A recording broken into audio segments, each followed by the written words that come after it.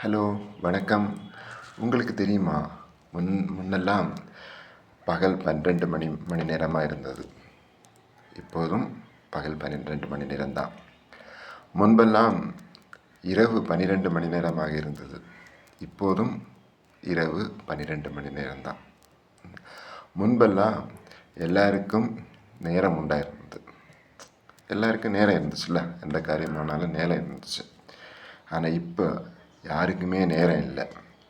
முன்பெல்லாம் பார்த்திங்கன்னா, ஒரு யாத்திரை எங்கேயாவது ஒரு பயணம் போகணுன்னா, சென்னை பயணம் எல்லாம் 12 மணிக்கு ஒரு 15 மணி நேரமாக இருந்த பயணம் இன்றைக்கி மிகவும் சின்ன சமயத்தில் சுருங்கிய நேரங்களிலே நமக்கு அது போக முடியுது. ஃப்ளைட்டில் போனால் 1 மணிக்குள்ளே நமக்கு சென்னை போய் சேர முடியுது. முன்பெல்லாம் தகவல் தொடர்புக்காக வேண்டி லெட்டர் நம்ம அனுப்போம். இந்த லெட்டர் சேர்றதுக்கு ஒரு 4 நாள் 5 நாள் வரைக்கும் ஆச்சு. ஆனால் நமக்கு நேரம் இருந்துச்சு. ஆனால் இன்றைக்கி அப்படி இல்லை. நிமிஷ நேரங்களிலே நமக்கு தகவல் பரிமாற்றம் செய்ய முடியுது. முன்பெல்லாம் வெளிநாட்டில் இருக்கிறவங்க எல்லாம் ஊருக்கு வரணுன்னா ஃப்ளைட் சர்வீஸ் குறைவாக இருந்துச்சு.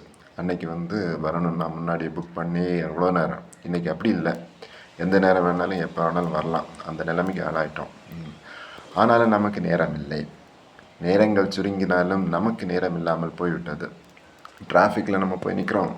சிக்னலுக்கு கூட நிற்க நேரம் இல்லாமல் நாம் இன்னொரு வழியை ஏற்படுத்தி நம்ம அதை தாண்டி போகிறோம். ஏன்னா நமக்கு நேரம் இல்லை. பைக்கில் நம்ம போய்கிட்டே இருக்கோம். பைக் ஓட்டும்போது ஒரு கையில் பைக்கும் இன்னொரு கையில் ஃபோனு மாட்ட நம்ம போகிறோம். ஏன்னா நமக்கு நின்று பேசுகிறதுக்கான நேரம் இல்லாமல் போய்விட்டது. ஆனால் எல்லாத்துக்கும் நேரம் ஒரு நாளும் காத்திருக்காது. இப்படியே நேரமில்லை என்று நாம் ஓடிக்கொண்டு இருக்கும்போது நமக்கான நேரம், நம்மளை பற்றி நாம் பேசுவதற்கான நேரம் எப்போது என்று நாம் என்றாவது ஒரு நாள் நாம் யோசித்திருக்கிறோமா? ஒரு நாள் அந்த நேரம் வரும். நமக்கான நேரம், நம்மை பற்றிய ஒரு புரிதலுக்கான ஒரு நேரம் வரும். ஆனால் திரும்பி பார்க்கும்போது அந்த நேரம் இல்லாமல் போய்விடும். ஏனென்றால் அது நாம் மரணத்தின் தருவாயில் இருப்போம். நன்றி நண்பர்களே.